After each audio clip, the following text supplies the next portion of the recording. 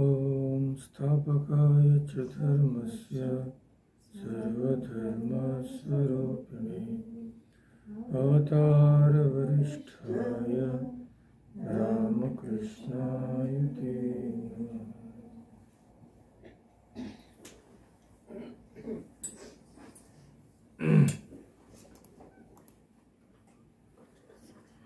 So, after the heavy dose of Vedanta last time, you need something which is a little lighter. So, we will be carrying forward our discussion of Sri Ramakrishna's life. Although it is not so imposing on our brains, but it is not of little importance. Actually, it is of much more importance than all these hi-fi big talks on Vedanta, because those talks are more on an academic level. Let's face it, actually they have no connection with our lives. It is very easy to talk about big things, but even carrying into practice even a little bit is extremely difficult. So yes, those big discussions can make us scholars, but spirituality is far away. So for that, we have to start from where we are. So naturally, the lives of incarnations and saints and sages is the beacon light for us. So we have had many sessions of Sri Ramakrishna's life, and we are now approaching the end. So today we will discuss what happened during the later portions of his life. The last few years of his life, actually the devotees started coming, monastic as well as householder devotees. So today we will just have a brief glimpse into the more important devotees who came to him, and we will also see Sri Ramakrishna's teachings to them and some other important and of course interesting incidents related with how they came to Sri Ramakrishna. So it will be of course educative also and interesting also. So let us start by quoting Swami Vivekananda. He says that this world is really a prison, that even our so-called trailing beauty is but a prison house, that even our intellects and minds are prison houses, has been known for ages. There has never been a man or woman, there has never been a human soul who has not felt this sometime or other, however he may talk. And the old people feel it most because in them is the accumulated experience of a whole life. Then is there no way out? We find that with all this, with all these terrible facts, old age, misery, death, disease, in the midst of sorrow and suffering, even in this world where life and death are synonymous, even here there is still a small voice that is ringing through all ages, through every country and in every heart. What is that? This my Maya is divine, made up of qualities, and very difficult to cross. Yet those that come unto me cross the river of life. This is from the Gita. Then he quotes from the Bible. Come unto me all ye that labor and are heavy laden, and I will give you rest. This is the voice that is leading us forward. Man has heard it and is hearing it through all the ages. This voice comes to men when their dependence on their own strength has been crushed down and everything seems to melt away between their fingers and life seems to be a hopeless ruin. Then he hears this voice, and this is called religion. Unquote. This is what Swamiji says. So this voice is not confined to any time or space or circumstance. This voice of God is always calling us, but very few are there who hear this voice and are ready to answer God's call and actually come to Him. They are very few and of course very fortunate. So today we will be discussing how these fortunate few came to Sri Ramakrishna and answered to this call. God needs devotees because He needs those pure souls to talk to unburden His heart, to share His feelings. And of course, devotees also need God, because when they are tormented by worries and anxieties, sorrow and suffering, they seek help from the divine. When they find that nothing in this world can help them, then they finally come to God. Peace and joy are indispensable in human life. We are all seeking only these things, but actually they cannot be found in this world. So man finally finds that he has to seek them from the divine. And when God descends as an incarnation, then the devotees find it much easier to approach Him. So many people came to God. Hundreds of people came, but we will discuss only the more important ones. We will see how He trained householders according to their aptitude by simple teachings, like the goal of human life is to realize God. First God and then the world. Attachment to wealth and sense pleasures are Maya, which take the mind away from God. You must practice spiritual disciplines. It will not do simply to say that milk contains butter. You must let the milk set into curd and then churn it. Only then can you get butter.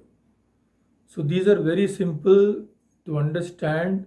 Anybody can imbibe them. And we will see how Sri Ramakrishna trained householders to be ideal householders. He instilled into their hearts love for God and dispassion for the world, and they learned from the Master how to make the world a mansion of mirth, as he called it, and to be free from sorrow and suffering even while living in the world. So, although Sri Ramakrishna was a God intoxicated soul, we know, an uncompromising monk, full of renunciation, but he could still teach householders how to lead a householder's life. Their jobs, household duties, relatives, social commitments, still all these devotees led God-centered lives.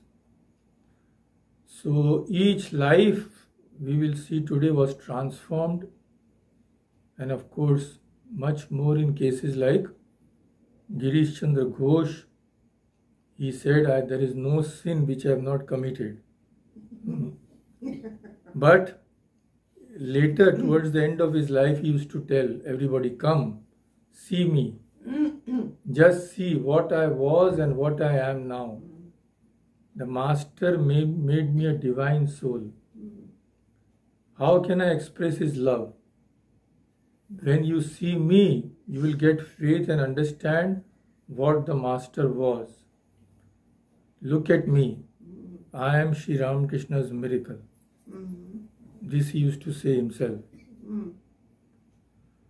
So, Sri Ramakrishna, after finishing his sadhana, then he started yearning to give the fruits to deserving people. Because it was not for himself that he had practiced all that, it was for the world at large.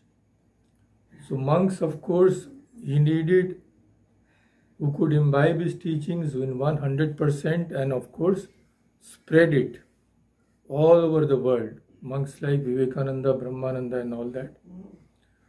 And householders would do it in their own way. They would first mold their lives, then other householders would get inspiration from seeing them.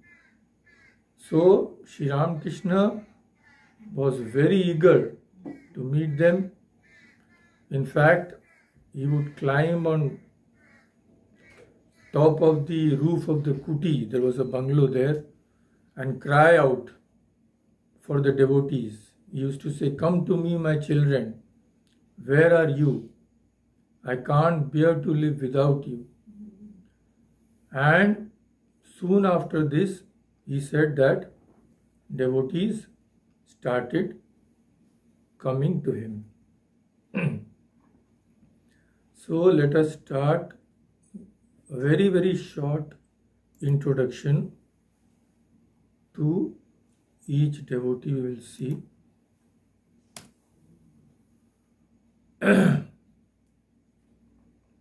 So let us share the photos also.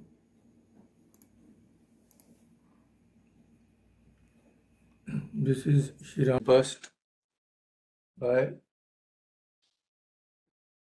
one famous sculptor, Melvina Hoffman.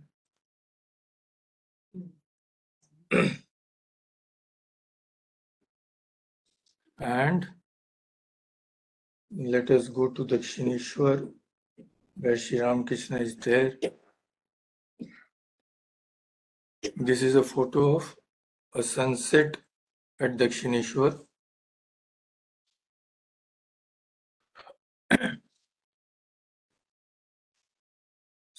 So many people came, as we have seen, but the important devotees, those who can be said to belong to his inner circle, they started coming in 1879. Sri Ramakrishna passed away in 1886, we should remember. So the very first who came to him were, among the very first who came to him in 1879 were people like Ramchandra Datta, who was a relative of Swami Vivekananda. Actually, Ramchandra Datta took Swamiji to Sri Ramakrishna.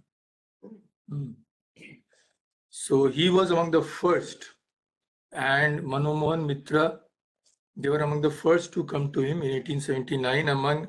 Among the last who came to him right at the end in 1885, they were Swami Subodhananda, Gola Ma, and some others.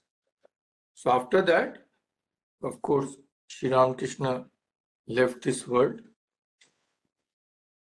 So let us start with one of those who came to him in the very beginning. Let us start with Mano Mohan Mitra. Mano Mohan Mitra, he was born in 1851 and passed away in 1903. So this is his photograph, you can see. Sri Ramakrishna told him, in the beginning, one should move forward on the spiritual path, holding to an initial faith in the words of the scriptures and the Guru. Then one attains direct realization. Another day when Mano Mohan was there, Sri Ramakrishna said, this world is a framework of illusion, but it is also a mention of mirth. But one should know how to get joy here. So how to get joy? Sri Ramakrishna answered himself, try to live in God, then you will not suffer from misery. Living in God means that one offers one's body and mind to Him, have constant recollectedness of God. Life in the world is fraught with fear, and there are many ways in which the mind can get polluted.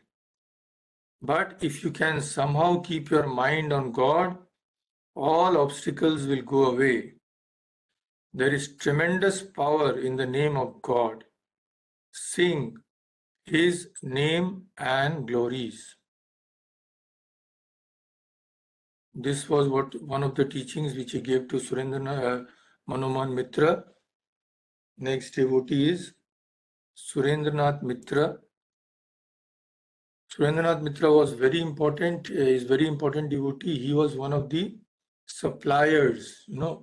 Suppliers means who are appointed by God to supply Sri Ramakrishna's needs, everything which he needed.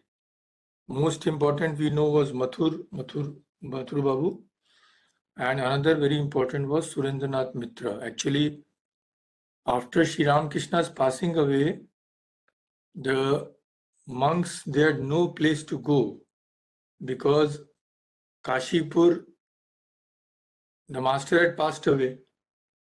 So Kashipur no longer could be maintained. There was no need. So the devotees had taken that on rent. So naturally, they could not indefinitely keep that on rent. So then where would the monks go? Some had gone home, some were wandering about. Just imagine, homeless. So once Surendranath Mitra was sitting in meditation, when this happened, then Sri Ramakrishna appeared before him. He said, you are meditating and my boys are wandering without any roof over their head. You go and make some arrangement.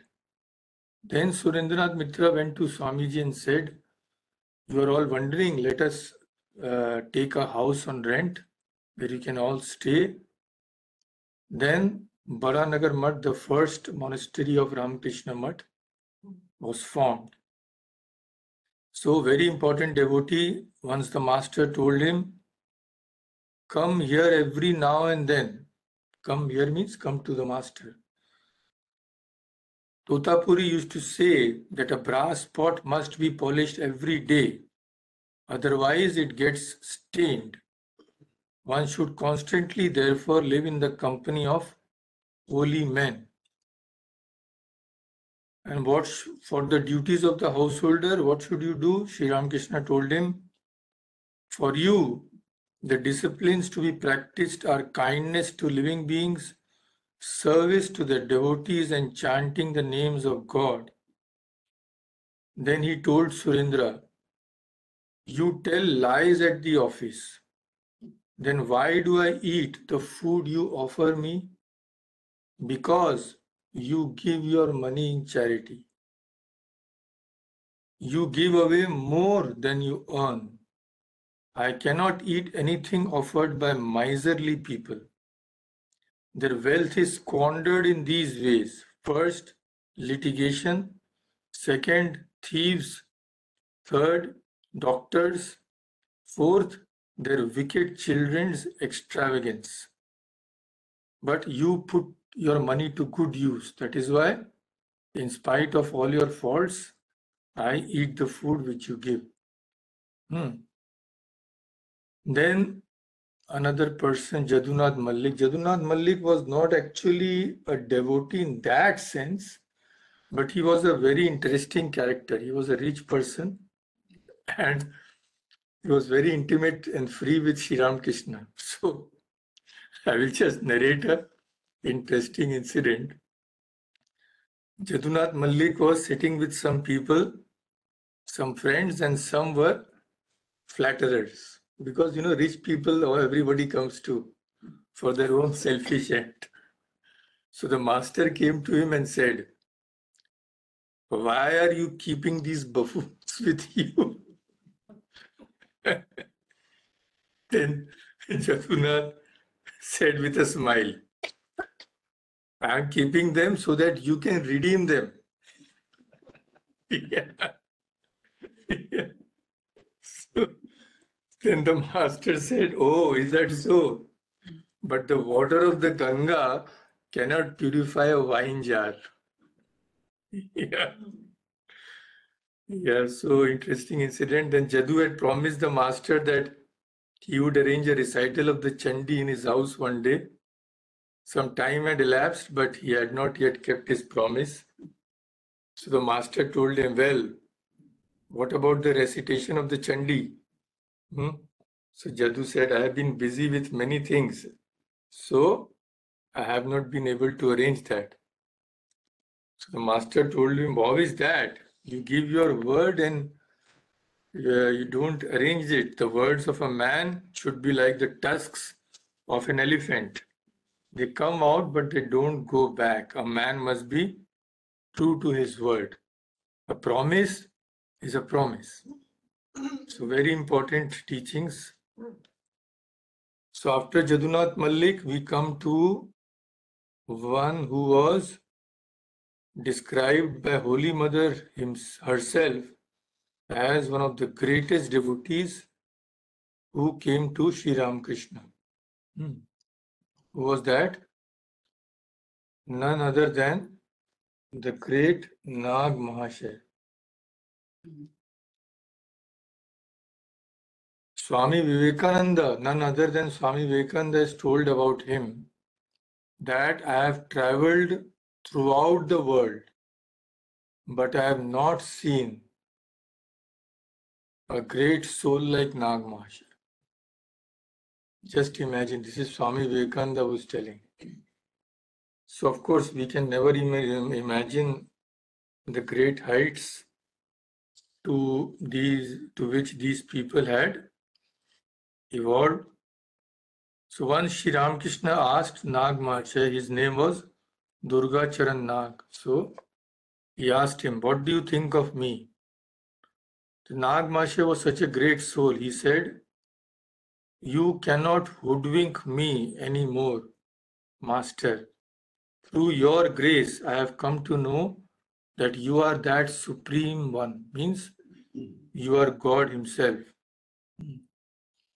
So he wanted to become a monk, Nag Mahasaya, but Sri Ramakrishna said, no, you have to live in the world. Otherwise, how will the people of the world learn? If everybody becomes a monk, so you have to learn, they have to learn through you. Seeing your life, they will learn how to practice renunciation even while after being married and living as a householder. So he said, then how will I live? Sri Ramakrishna said, live in the world like a mud fish. The fish lives in the mud, but its skin is always bright and shiny. Similarly, remain at home unattached, and the stain of worldliness will not touch your mind. This is what one of the things he told Nag Mahasaya. Next we come to another devotee, Chunilal Bose.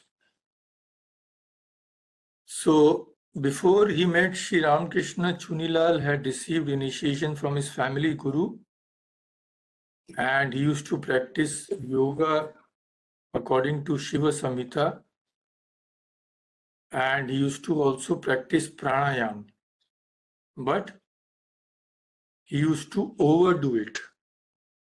So practicing pranayam without the guidance and without observing some niyams, some rules, and if you do it too much, then it can cause diseases. That is what happened with Chunilal. He developed various kinds of physical ailments, including asthma, because after all, it is the lungs, no? So he could not visit the master for a long time. Then when he visited the master, no one was there. As soon as he entered, Sri Ramakrishna told him. He did not tell anything. As soon as he entered, the master told him, why are you practicing all these things? Who has told you? you are a householder. That yoga sadhana is not for you. Have faith and love for God. Then he said, when you return home, please take 3 doses of medicine from Brahmachari Gopal. It may be homeopathy medicine. And never again practice pranayam. So Chunilal saw that I have not even told him anything. He knows everything. So from then he had complete faith that the master was an incarnation of God. Then he took complete refuge with the master. Now we come to another very great soul. All, of course, all were great. But the speciality of Devendranath Mazumdar was he has written some wonderful songs. And I was lucky that where I was, Advaita Ashrama, where I was for 25 years, that place, what is that place called? No, Devendranath Mazumdar, that entirely that place is there, no? So that was actually where he stayed, very near, just 1 minute walk from the ashrama. I've forgotten the name. Even Holy Mother had visited that place, and Swamiji had visited. So every year they hold a celebration on the occasion, and of course every day there's a statue of Thakur also. There is a small shrine. I'm forgetting the name of the place. When I recall, I can tell you. So he was an extremely spiritual soul. Master blessed him in various ways. Once he wrote something on Devendra's tongue with his finger, and as the master's touch, Devendra could realize that the master had transferred some power to him. So after that, he had various spiritual visions. And for hours, he could talk about God. That special power had come to him. So this is the photo of Devendranath Mazumdar, which you can see. Then a very great soul, his name is Bhavnath. He was so great that the master spoke of him as of being the same level, same category as Swami Vivekananda, Brahmananda and all those people, although he was not a monk. So about him, Sri Ramakrishna says, boys like Narendra, that is Swamiji, Bhavnath, this is Bhavnath, and Rakhal, that is Swami Brahmananda, are my very intimate disciples.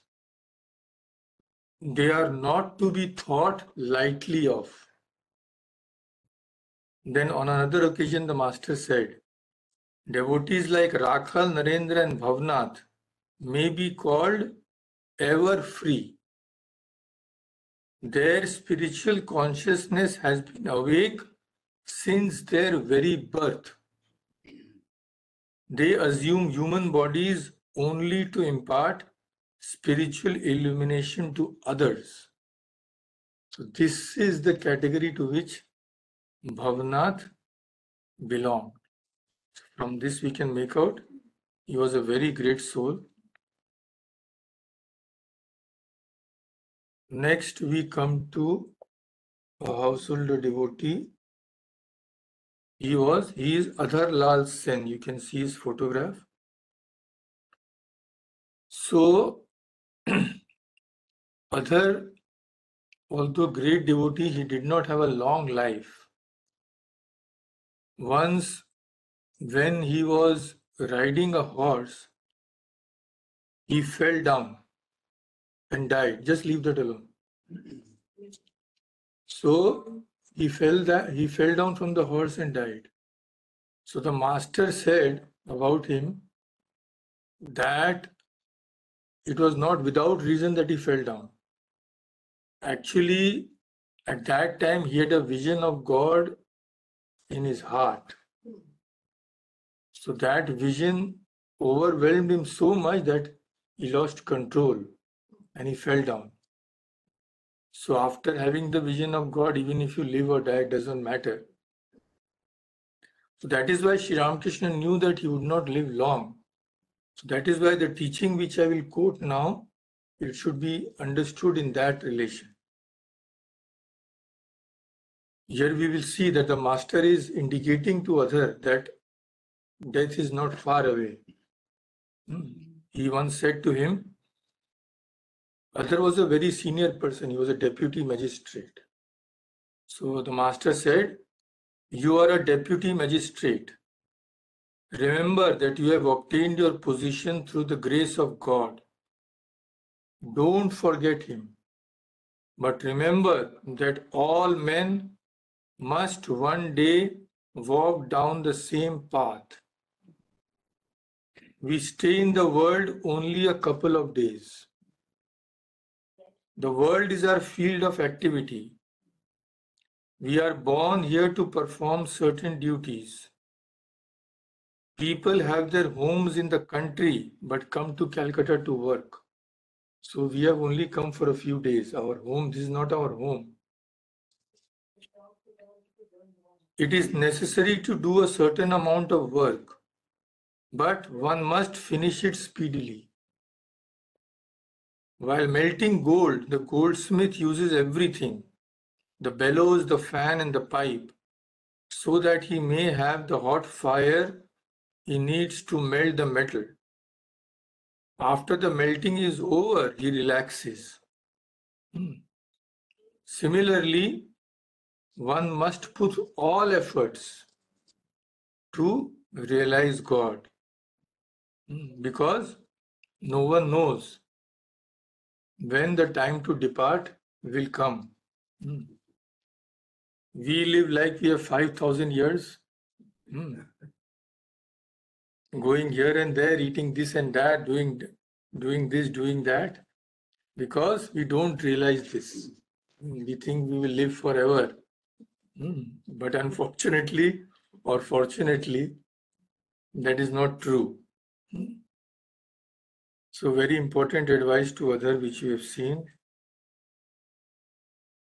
And to him, Sri Ramakrishna also mentioned about the power which is there in God's name. He said there is great power in the seed of God's name. It destroys ignorance. A seed is tender and the sprout soft, but still it pierces the hard ground.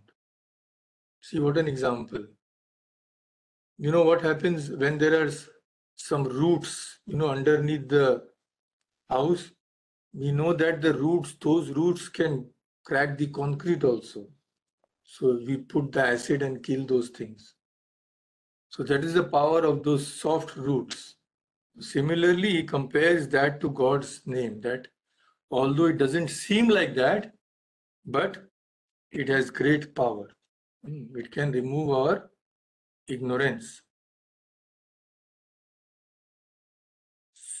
So next is a very, very pure soul. His name was also Naren, but he was very young at that time. So he is called Younger Naren. You can see his photograph. So once Sri Ramakrishna said in his presence, I feel peace of mind when I see these youngsters. How could I live without seeing pure souled ones? So Naren was very, very pure and very, very simple. So observing the younger Naren's simplicity, the master once said that this Naren gets kumbhaka, that is retention of breath, which is obtained by great difficulty after pranayam and all that. He said he attains this without any effort, and samadhi too. Just imagine. that what people attain after many births of sadhana, these young boys who came, some of them had attained that also. Sometimes he stays in an ecstatic mood for more than 2 hours. Then once what happened, that there was some singing of devotional songs in the master's room, and the master went into samadhi as usual, and many devotees were there. One of them was our younger Naren. So singing was over. Many of the devotees were in a very divine mood. There was deep silence in the room. The younger Naren was absorbed in meditation. He sat like a stump of a tree, absolutely still. Pointing to him, the master said, "A very pure soul, unstained by the slightest touch of worldliness." So from that we can have some idea. Now another devotee, Mahima Charan, he was a devotee of the master, but was of a little different kind. You can see that he is singing with this, sitting with his ektara. So he used to say that that is the way to Siddhi. He had his own ideas, but of course, he was a devotee of the master, and the master gave him many instructions. So one of those instructions was, master told him once, "You are leading a householder's life. That is very good. It is like fighting from inside a fort. There are many disadvantages of fighting from an open field. So many dangers. Some bullets may hit you, but if you are inside a fort," so he compares the home to a fort. You don't have to worry about food, all that. But although you are in the home, you are protected, but one should spend some time in solitude and attain knowledge. Then one can lead the life of a householder without fear. Janaka lived in the world after attaining knowledge.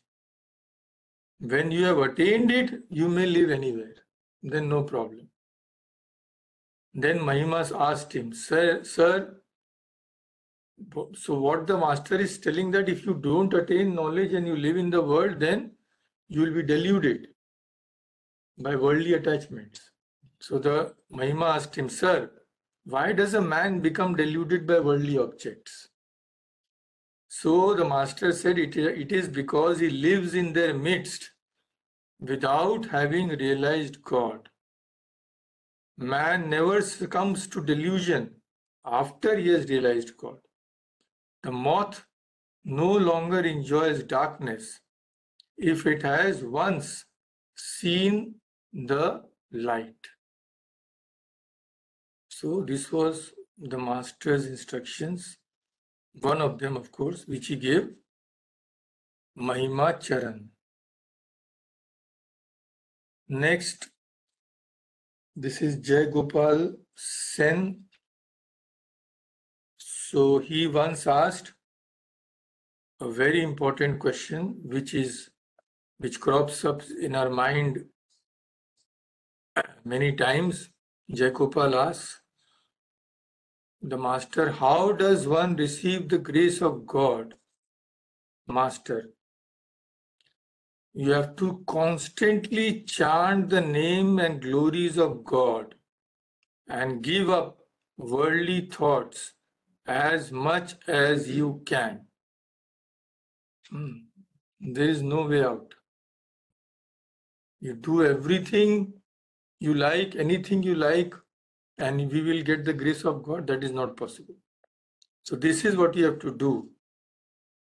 If you do this, then you will feel restless for God when your heart becomes pure and your mind becomes free from attachment to the things of the world.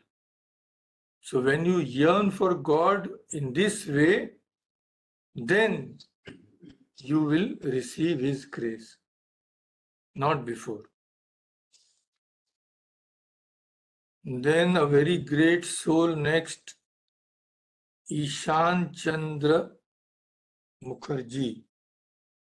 About him, Swami Vivekananda has said that one rarely sees such a great person like Ishan. He was somewhat like Vidyasagar in the respect that he was extremely generous.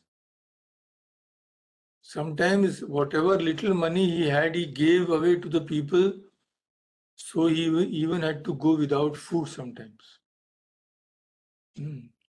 And in addition, he was a very, very sincere sadhaka. He used to spend hours in spiritual practices. A very great soul. So once he prayed to the master, Ishan said, "Sir, please bestow your grace on me."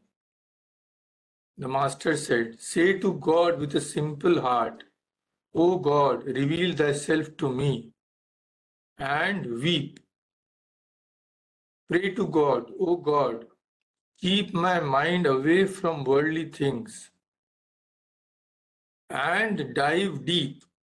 Can a man get pearls by floating or swimming on the surface? He must dive deep. Dive deep into spiritual practices. Just sitting for half an hour, 45 minutes, and thinking that we have done everything today, now let us go to eat dosa and all that. That won't do. So you have to dive deep.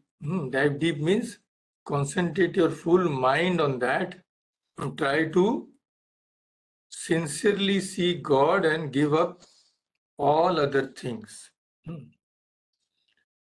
Call on God, crying to Him secretly in solitude. He will give all that you need.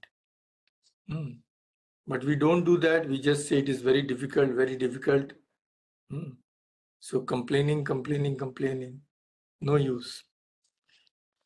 This is what the master said to Ishan. Next, Pran Krishna Mukhopadhyay. You can see his photo. So he had a question also which crops up in our minds. What happens after death? People are not so much concerned with how they are living, but they are more concerned in what will happen after they die. So he asked the master, "Sir, what is the nature of life after death?" The master said. The master answered him. The master told him, "Keshav also asked me that question. So what happens after death? Nothing spectacular happens." Master told in simple words. It is very simple. If you are ignorant, if you have yet to attain knowledge of God, you will be born again and again and again and keep on suffering from disease, old age, and death. But if you attain the knowledge, you will not have to come back to earth or any other plane of existence. You will be liberated. So he gives the example. The master gives the example. The potter puts his pots in the sun to dry. Have you noticed that among them there are both baked and unbaked ones? When a cow happens to walk over them, in the villages, cow often, all the pots they will break. So if some animal breaks them, some of the pots get broken to pieces, naturally, because the cow and all that. The broken pots that are already baked, the potter throws away because he cannot do anything with that. They have become hard. But the soft ones, even if some animal breaks, he takes and again forms the new pot. He forms a lump and again makes a new pot. Similarly, if a man is not baked, if he's still soft, means he's ignorant, then God will take him and again manufacture a body for him. But if he's baked, then no problem. He attains liberation. So, of course, even the thought of not being born to us will be like a terrible thing. We want to be born. So God also says, no problem, be born again and again. Have your dosas and all that. But once you realize that there is nothing here in all these things, then you will be eager to attain liberation. Then I will be there for you. So this is what he said to Pran Krishna Mukhopadhyay in his answer to the question that what happens to us after death. Next, another devotee with a long beard. He is Kishori Mohan Roy, but he had a long beard, so Swami Vivekananda used to call him. His nickname was Abdul. Yeah, but his real name was Kishori Mohan Roy. And of course, he was a devotee of the master, and he had a job in Calcutta under the British government. Then he moved to a area which is near Alam Bazar. So Alam Bazar is not very far from Dakshineshwar. So he could now visit the master very often and was inspired by the master's teachings. And the master was very fond of him because of his simplicity and devotion. And one day the master himself wrote a mantra on his tongue. And on 1st January 1886, Kalpataru Day, when the master became the wish-fulfilling tree, he was also one of those who received the master's blessings on that day. So he was very close to the master, and afterwards, even after the master's passing away, he did not lose touch. He used to visit Baranagar monastery where Swami Vivekananda and others were there. Then when the monastery moved to Alam Bazar, he also used to go there. So this is Kishori Mohan Roy. Now, another very important devotee, Akshay Kumar Sen. So this great soul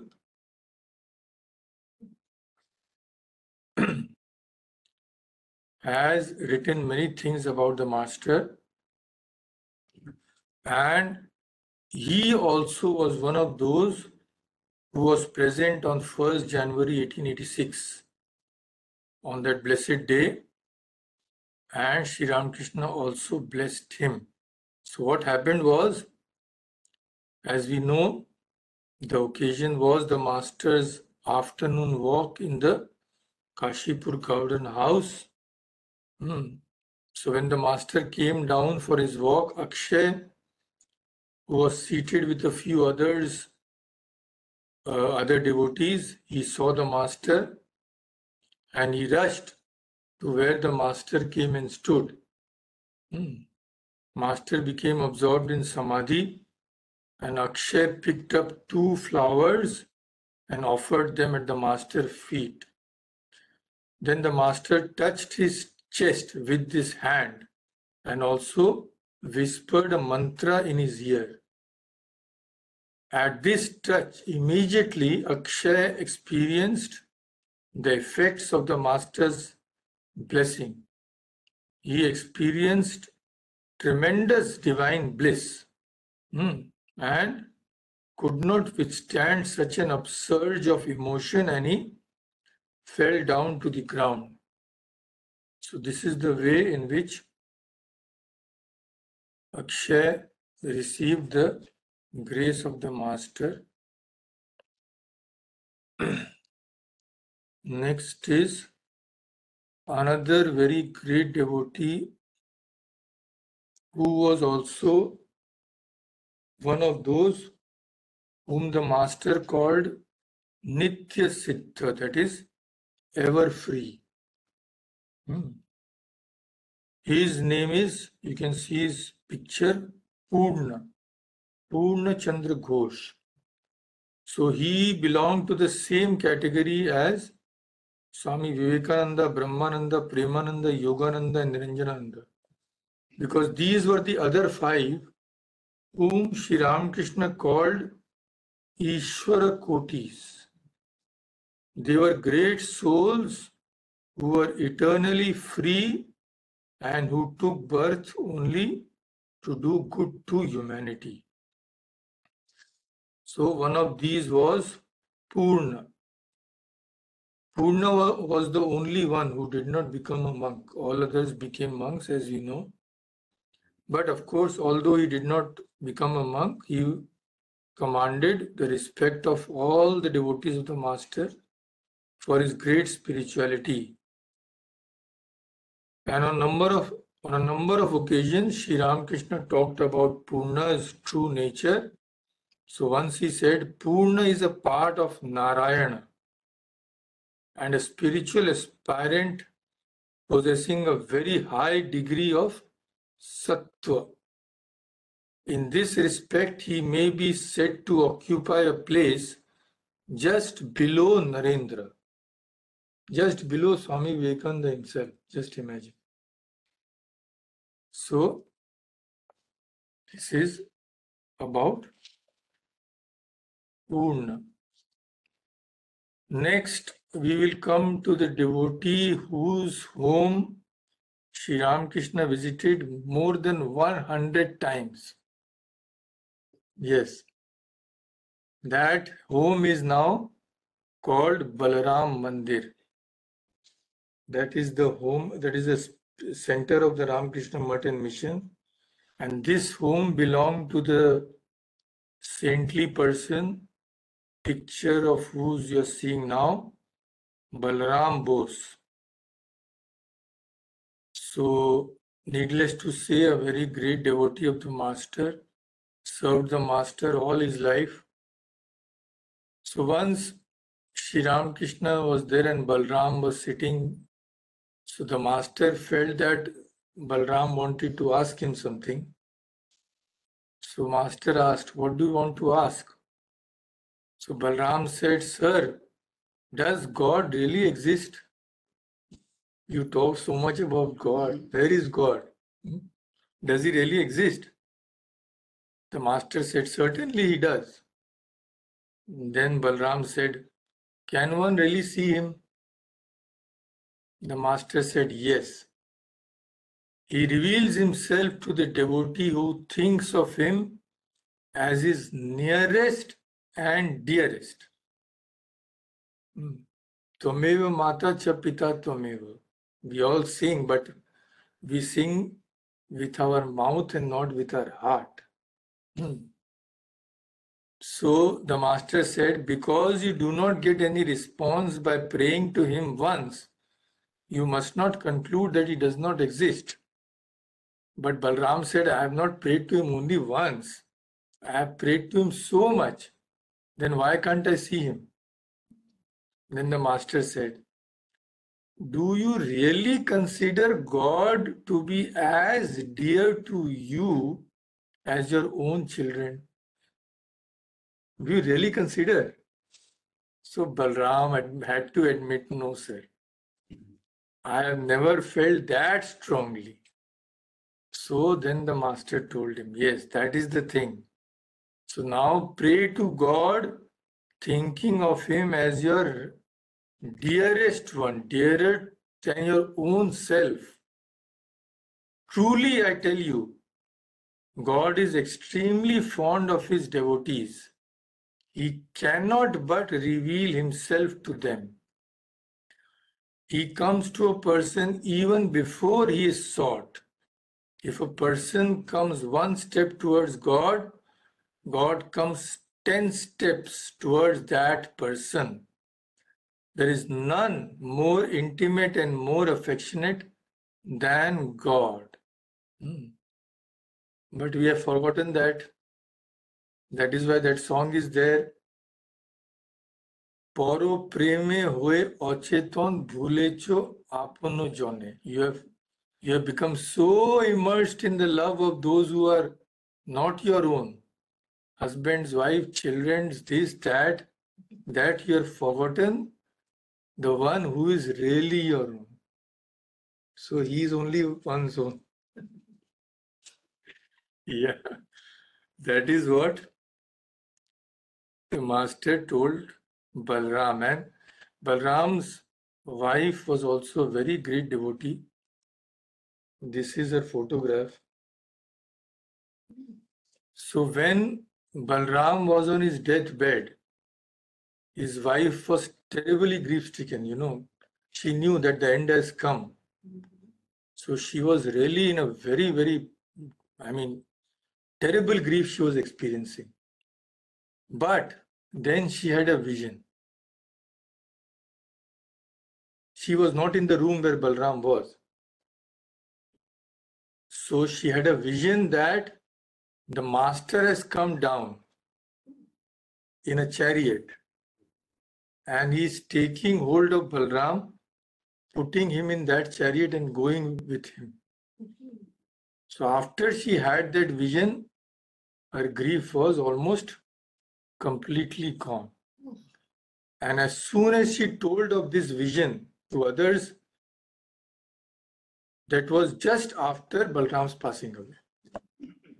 So those who were there, they knew that this vision was genuine because the Balram had passed away just at that moment when she saw this. So this is a proof that the master will take care of his devotees even after they leave the world. Now, another elderly lady who was very devoted to the master. Now see, she was the mother of Balram's wife. The photo of Balram's wife you can see. And Swami Premananda. So Swami Premananda was the brother of Balram's wife. So the mother of Swami Premananda was Matangini Ghosh. So you can see her photo here. So needless to say, she was a very great devotee. Otherwise, how could such a great person like Swami Premananda be been born to her? So once she visited Dakshineshwar and the master asked her, "Will you give me something?"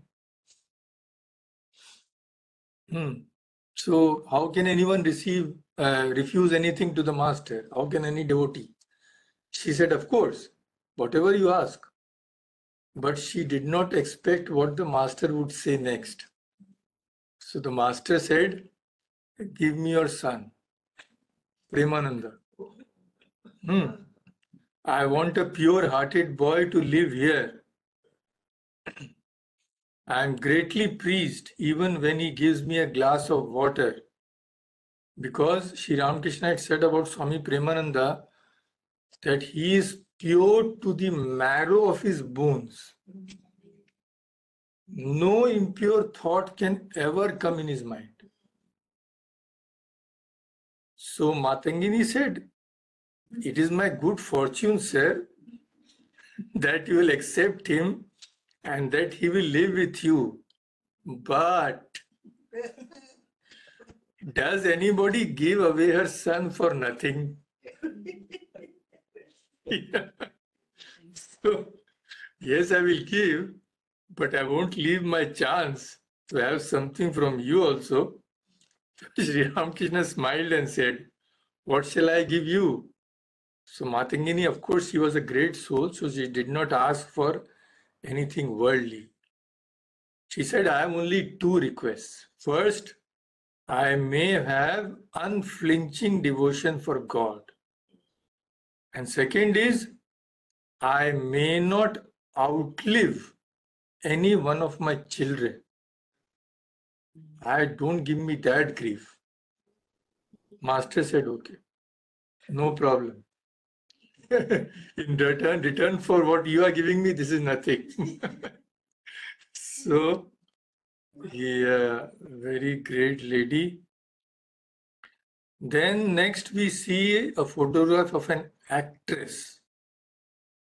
She is Binodini. She used to star in plays and all that hell during that time, but she was very devoted to the master. Actually, she was one of those actresses in Girish's drama Chaitanya Leela.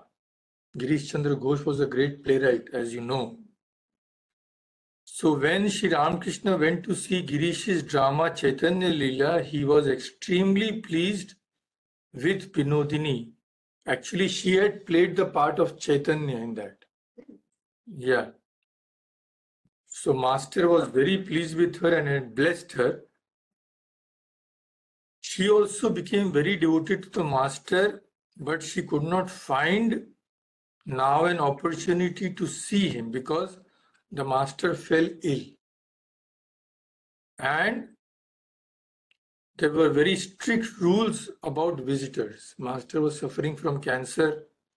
So the monks would not let anybody enter the room in which the Master was there because they found that Master would talk too much.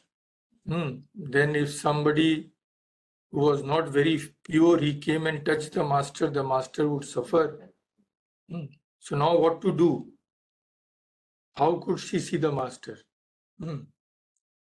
So there was one devotee, Kalipada Ghosh. We will see his photograph also later. So Kalipada was a very, very intelligent person. He knew how to manage things. We will see another example later. So Binodini now went to Kalipada. She said, somehow you have to let me have the darshan of the Master. So Kalipada said, okay, don't worry. So one day the devotees saw that Kalipada is coming with a European gentleman to see the Master. So devotees saw that he is coming with Kalipada, this person, so let him inside. So Kalipada took that European gentleman to the Master, and that European gentleman had the darshan of the Master. Afterwards, they found out, Sri Ramakrishna saw that this European gentleman was none other than Binodini in disguise. Yeah. So Sri Ramakrishna laughed when he saw this, and then he praised Binodini's faith, devotion, and then gave her some spiritual instructions and allowed her to touch his feet with her forehead. So Binodini was very blessed. Next we come to another very great lady who was one of the intimate companions of the Holy Mother. She is Gauri Ma. So like many other saints like Mirabai and all, Gauri Ma was imbued with the spirit of renunciation even when she was a very small girl. Even then she had once ran away. Just imagine the courage. A small girl running away from home without any support. So the parents got worried that this girl is going the other way. So in those days, they used to arrange marriage very quickly. So when she was just 10 years old, they tried to arrange her marriage. Just 10-year-old girl. But Gaurima, even then, she was very bold and very, very highly spiritual. 10-year-old girl. What did she answer, when they told her to marry? She is telling, I shall only marry that person who never dies. This means my husband can be only God. A 10-year-old girl is telling that, just imagine. So she was just like, Mirabai and all that. So, but parents never listen to such things. They think that she's just a young girl who doesn't know what she's talking about. So when she became 13, even against her will, a marriage date was set. So Gorima was very angry. One day she became so angry that she started throwing away the things that had been collected for the wedding. And then what did she do? She entered her room in which her image of God, Vishnu, was there, and a photograph of Chaitanya was there, and she locked the room from inside. Okay, you do what you like. I will starve myself to death. I won't come out at all. So the parents became worried. They tried to console her, but she was adamant, no, I won't open the room. Then her mother asked her to open the door and let her in, and Gorima obeyed. So seeing the agony and pain of her daughter, her mother Giribala said, my child, since you have such vairagya, such dispassion, I will not force you. So I hereby dedicate you to God. Very great lady, and of course, Gorima Ashrama is there. She blessed many devotees with initiation. Very great soul. Now, another very intimate companion of Holy Mother, Yogin Ma. Very great lady. So, one day the master told her, look, master told her, pointing to his own body, like this. Look, your chosen deity is in this place, master told her.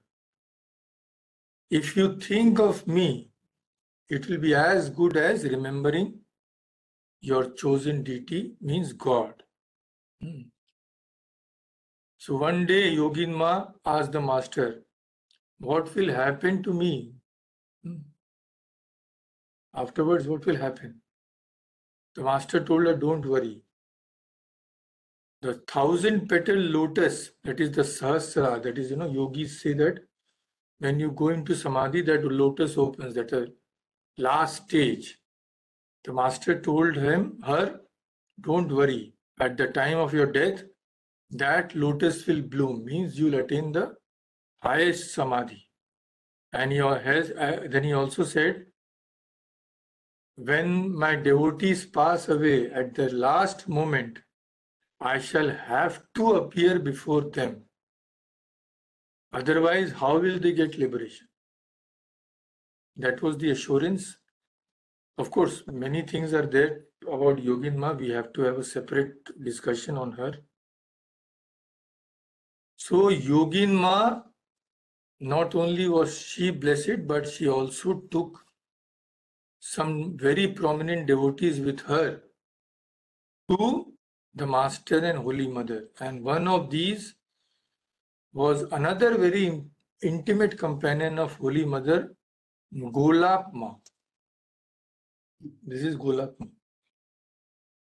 So actually Golap Ma was taken to the Master by Yogin Ma only. And when Golap Ma had suffered from terrible bereavements, anybody would have gone mad. Many tragedies.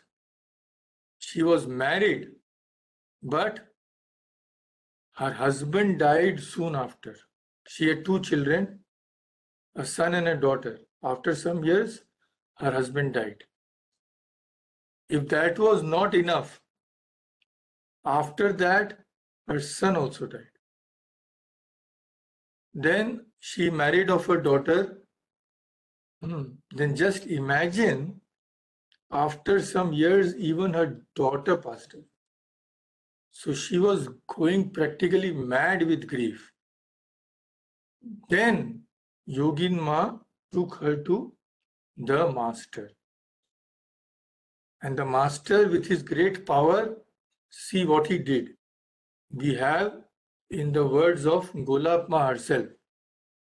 She said, when I first went to the master, I was tormented with grief for my daughter, Chandi. Her daughter's name was Chandi. Yogin took me to him. He just touched my head and removed all grief from my heart. It was amazing. In a moment, my mind became calm and serene. I immediately laughed like a jnani. I felt that I had come to this world to act in a play. Who is one's mother and who is one's daughter? In my childhood, I had played with dolls, and I realized that this world is nothing but a play with dolls. So why should I cry for my relatives who have gone away? If I should cry for God. So magic touch of the master. Then she says, such was the power of the master. He could take away a terrible grief in one moment. And after that, Golabba became, she always used to be with Holy Mother. These two, Yoginma and Golapma. So actually, they were supposed to be actually companions of the Divine Mother. They had come to the earth because only Holy Mother, Divine Mother had come. Very great soul. Now that devotee who took Binodini to the master. So, very interesting devotee, Kalipada Ghosh. So he was similar to Girish, He was very much attached to drinking and all that. So, but he was a very, very intelligent person with a very sharp presence of mind. As we have seen that with the incident with Binodini, he took her disguised as a European gentleman. So we will see another trick he played on the master. He put the master in such a situation that master could not do anything. He had to give him whatever he asked for. What did he do? So once Sri Ramakrishna had gone to Calcutta by boat with Latu, that is Swami Adbhutananda, and this Kalipada. So privately, Kalipada told the boatman to take the boat in the middle of the river and just leave the boat there, don't do anything. So the boat came in the middle of the river. What is happening? Why? Sri Ramakrishna must have wondered, why aren't you going there or there? So in that situation, Kalipada knelt down and caught the master's feet. He said, sir, you are my savior. Please save my life.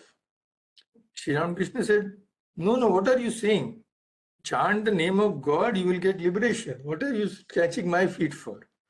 Kalipada was not such a dumb fellow to hear all that. Who will take all the trouble to chant the name of God? He said, no, I am a wicked man and a drunkard.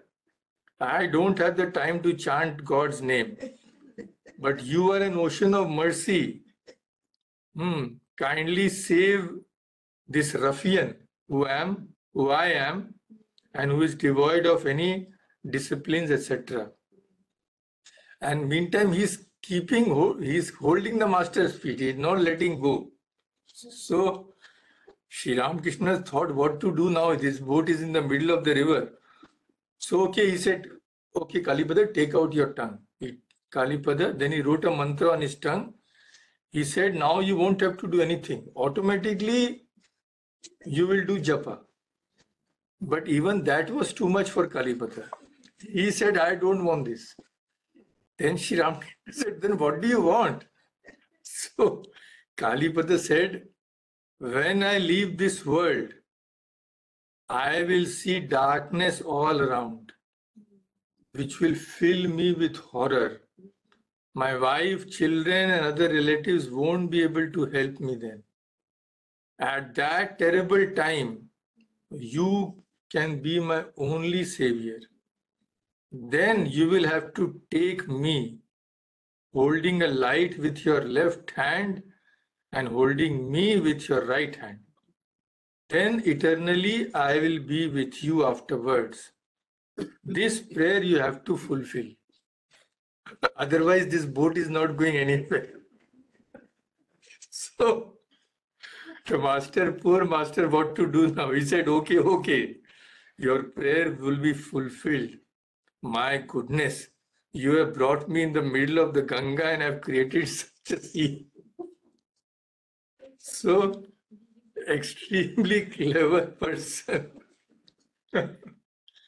And his wife was very devoted lady.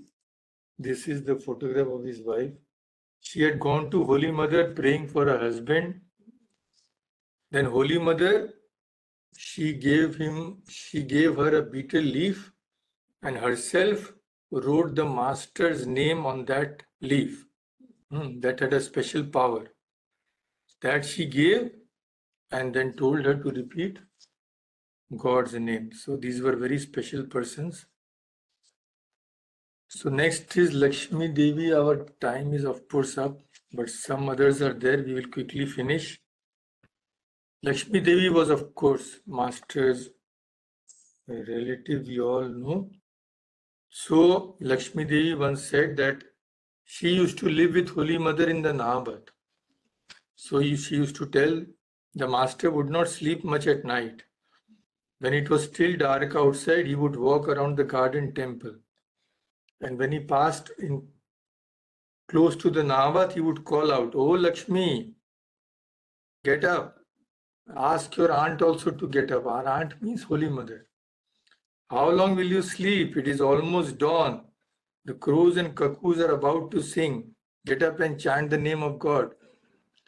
So sometimes Holy Mother used to say, "Arey, you don't get up. It is completely dark, middle of the night. He has no sleep. Don't get up. It is just let him say." But the master was not such a person. So what would he do? He would come. At that time, there was no bed or anything. No, they used to sleep on the ground with a mattress. The master would come from outside and he would pour water inside. So if they didn't get up, that mattress would be completely soaked. So anything to make people chant the name of God. All's fair in love and war. So next we come to the great soul who was the chronicler of the Gospel of Sri Ramakrishna. Yeah. So Master Mahasaya Mahendranath Gupta, once he said, it was 1882 or 1883, one day the master was resting after having his midday meal. I was sitting on a mat near him. I was stroking his feet. So he was stroking his feet. Master is lying down just like an ordinary man resting. So Master Mahasaya thought, is it true? This person who eats, sleeps like an ordinary man, how can he be God? How can he be the creator, preserver, and destroyer of the universe? Has he actually assumed a human form? Is it really possible? So all these thoughts were going on in his mind. He did not say anything. He's just thinking. Master immediately got up. "What are you thinking?" he said. Then Master immediately placed his hand on his own chest like this. And he said to Master Mahasaya, "Everything is here. You will get everything by thinking of this." Then he repeated thrice, "You will get everything by thinking of this. You will get everything by thinking of this." Thrice he repeated. Then he went into Samadhi. Then after coming down to the lower plane, he said to Divine Mother, "Divine Mother, have I told anything wrong in when I said this? But what can I do? I am only telling what you are telling me to say. I am only saying that." So then from that, Master Mahasaya understood that the Master was the Divine Mother herself in a human body. Now another very great soul, Navagopal Ghosh. So we all know the Pranam Mantra, Sthapakaya cha Dharmasya, composed by Swami Vivekananda. But many of us don't know that that mantra was composed at his house, Navagopal Ghosh's house. At that time, a special worship was arranged. So he had invited Swami Vivekananda and many other disciples and devotees of the Master. Swami Vivekananda came, arrived at the ghat. He came by boat from Belur Math. Swamiji was dressed in ochre cloth and wore a turban on his head. He was walking barefoot. Many people stood on both sides to catch a glimpse of Swamiji when he came. So Swamiji was leading the procession. The procession was coming and they were singing songs on Sri Ramakrishna. That song we have sung here, Dukhini Brahmuni Kole, that is written by Girish Chandra Ghosh. So Swamiji was walking in ecstasy and playing the drum himself. So it was a divine sight. And Navagopal Ghosh took Swamiji to the shrine, and all the arrangements were very, very good. Shrine was of, they had constructed the shrine from marble and all that. So the Navagopal Ghosh was very humble, so he said, please bless me that Thakur may remain in our shrine. So Swami Vivekananda humorously said that our Thakur never had such a good place to stay. Even his grandfather and father did not have such a good place. So what is there to doubt that he will stay here if he is where he is so excellently served? So everybody laughed, and after dedicating the shrine, Swamiji composed this verse, Sthapakaya cha dharmasya sarva dharma swarupine. So Navagopal Ghosh's wife, Nistarini Ghosh, was also very devoted.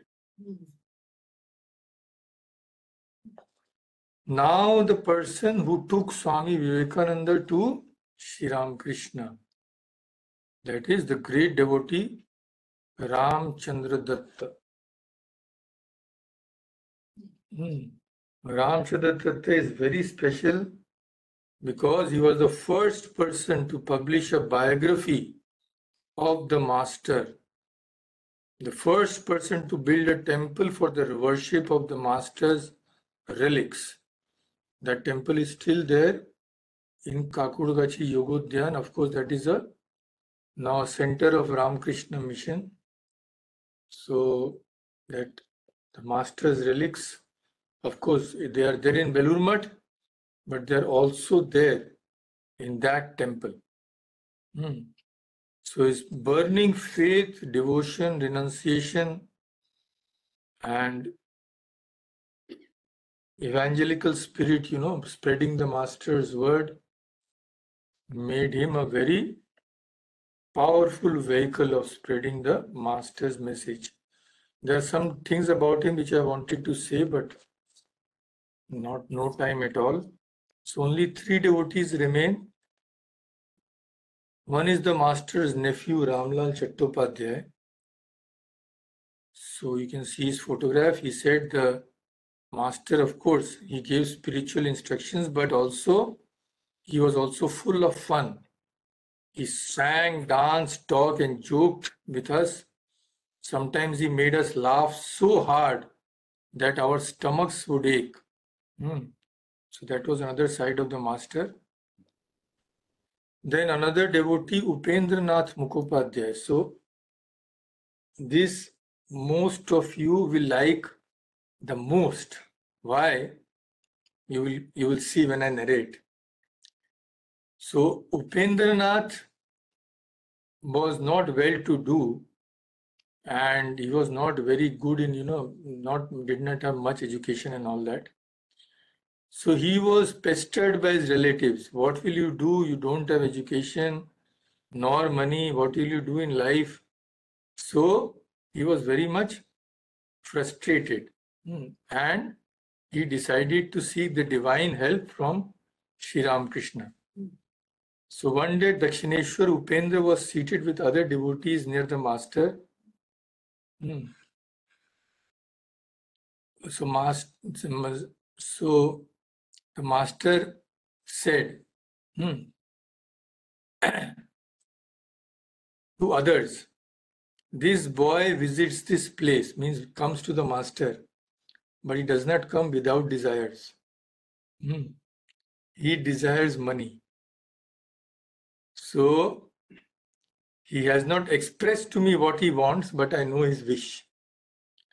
He wants that his small door should be big. Means his small house should be converted to a big house, and it will be. The master blessed him. And Upendra was also there on 1st January 1886 when the master blessed everybody. So everybody was coming for the master's blessing. Upendra also came. Master asked him, what do you want? Upendra said, money. Master said, okay, you will get plenty of money. So because of the master's blessing, Upendra grew very rich and he founded the Basumati printing press. And his magazine spread the message of Thakur and Swamiji. And Swamiji himself chose the permanent caption for the front page of the magazine, Basumati, Namo Narayana, salutation to Narayan. And Swamiji used to praise the business sense of Upendra. He had a very fine business sense. So master's blessing and his business sense made him a very big man. And some people, what happens that when they become rich and all, they forget God. But the opposite happened with Upendra. The more wealth he acquired, the more his devotion to the master increased. And he was very much intimately in touch with the monastic disciples of Sri Ramakrishna. Every November at his house, he used to celebrate a festival in honor of the master, and they used to have kirtan and feast and all that. But he died very young. Unfortunately, he died when he was only 48. And his wife was very unlucky, poor lady, because she lived a very long life. And after the passing away of her husband, her son also died. She lived to be about 90 years old. So in the later life, she went to Kashi. So what can be done? These tragic incidents occur in life. Now let us end here with one devotee, Vaikuntanath Sanyal, very intimate, 1857 to 1937. Intimate householder, disciple of the master. He first saw the master towards the end of 1883, having accompanied Baburam, that is Swami Premananda, to Dakshineshwar. On his second visit, he prayed to the master for initiation. And on the third visit, the master initiated him. So he was a very serious aspirant, and he became absorbed in sadhana, and he prayed to the master for the vision of God. So master gave him a great blessing, greatest blessing. Master told him, don't worry, I will do everything for you. Yeah. And he was also one of those people who were present on 1st January 1886 when the master became Kalpatru. Master touched him and Upendra began to see of the figure of the master lit up with a gracious smile wherever he looked. All the time he was having the vision of the master. Even after the master passed away, he continued having those visions. Once he also became a monk for some time. He was so much, the feeling of renunciation was so much there, but later he returned to normal life. But that doesn't matter because they were very great people, so wherever they live, they are always with the master. So yeah, just a very short introduction. And of course, monastic disciples we have not discussed because we will have, as we have already done, Swami Vivekananda, Swami Adbhutananda, Swami Abhedananda, we have already discussed. Slowly we will discuss the other devotees also, monastic disciples. One separate talk is required for each of them. Yeah, so today we have exceeded our time by more than half an hour. So let us stop here. I will just unmute you all, those who are online. Om Shanti Shanti Shanti Hari Om Tat Sat Shri Ramakrishna